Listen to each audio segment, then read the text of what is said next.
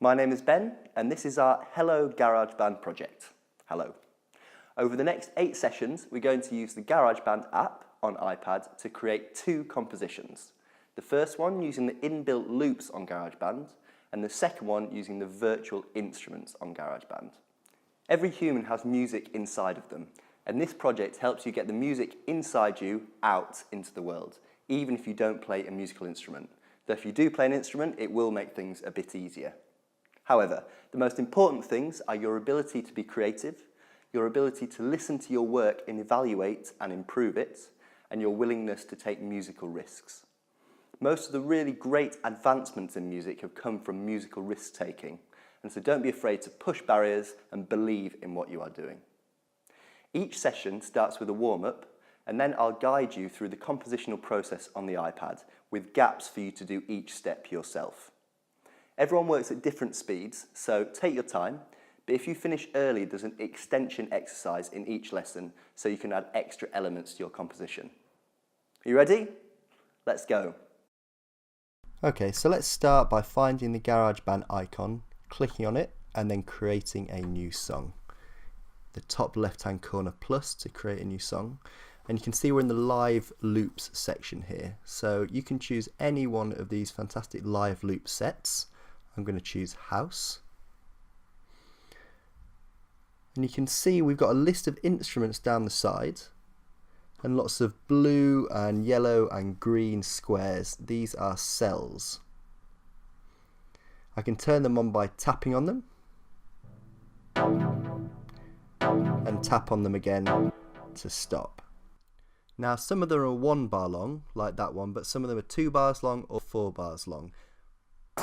Here's a 4 bar long one.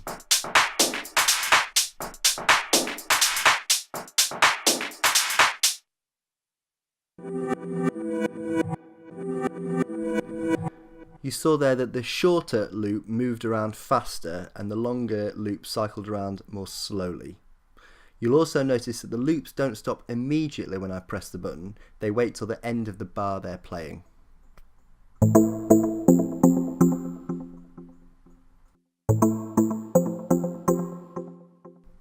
This is designed to allow the music to flow more between loops. It's good practice to stop loops when they're in the final quarter of their cycle so they complete the whole cycle before moving on to the next one, like this.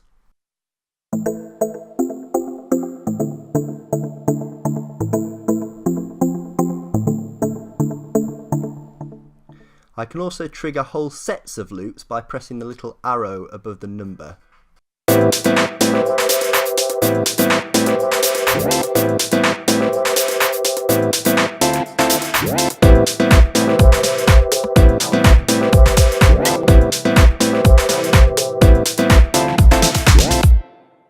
And you can turn them off like that. So your first task is to practice moving between loops, making sure that each one completes before the next one starts. You have 5 minutes to explore.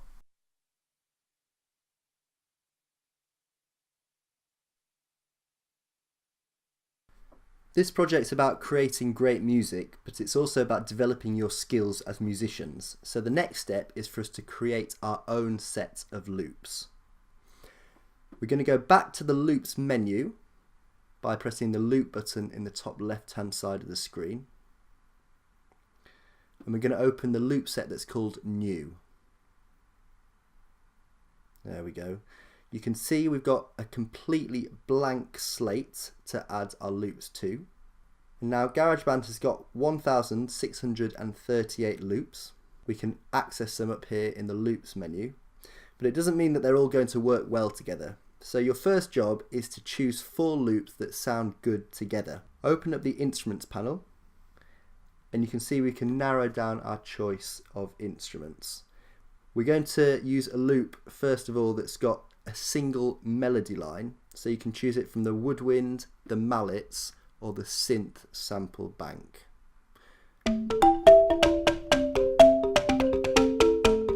So I can preview a loop by tapping on it once, and if I want to use it I can drag it into an empty loop space like this, and there it is. The next loop I'm going to choose will create some rhythm. So we're going to choose something from the percussion or drum kits bank.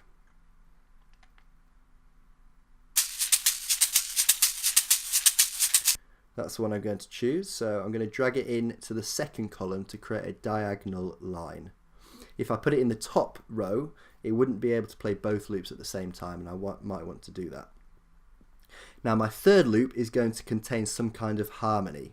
So it's going to come from the strings bank, the pianos bank, or the guitars bank. So if I go back to my instruments, and I'm going to choose a guitar sound. But as I say, you can use anything from the pianos, the strings, or the slide guitar, or the guitar sound.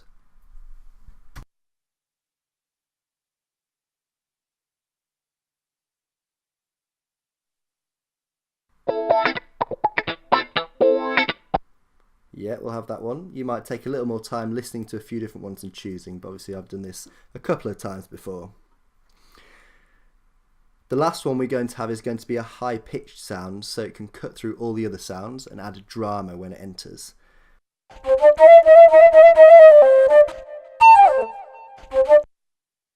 So that's a high-pitch single sound. You might want to use a voice, but I'm using the flute.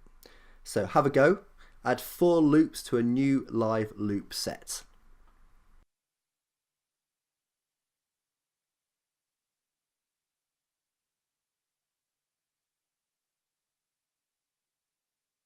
Next, we're going to create an arrangement of the loops. This means we're going to bring them in one by one as if it was a real song. So let me give you an example.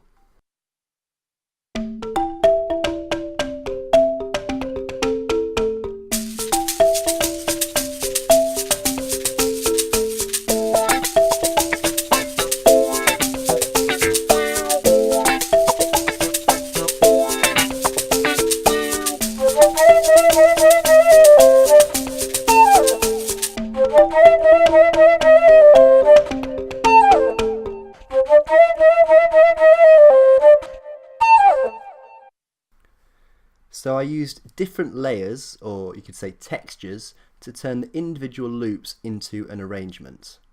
Next, I'm going to record this arrangement into the track view page, which we'll see in a minute. I'll start by hitting the red record button, and then we'll get a count of 4 beats before we begin. I'll show you first, and then you can have a go. So I've triggered the first one, and you can see one line of red at the top. And now if you look really closely, a second line of red has been added.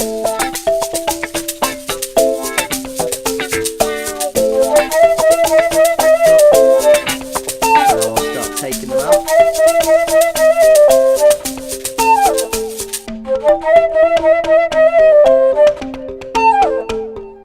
So having lots of combinations of different textures keeps it really interesting for the listener. We're now going to move to our new track view page. So that's the right hand button on the top 3 there. And we can use 2 fingers pinching inwards to zoom out. You can see our 4 instruments and where each loop has entered and left the piece. Finally, if any instruments are too loud, you can open up the track controls like that to fine-tune the volumes using those volume sliders next to each instrument.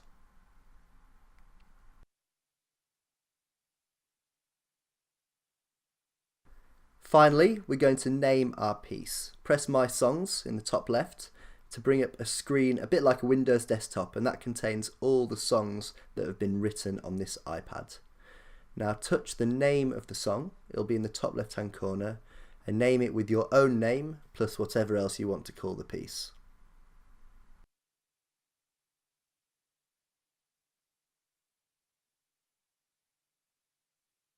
And that's it. Next lesson, we will be finishing the composition off by creating a second section and a form.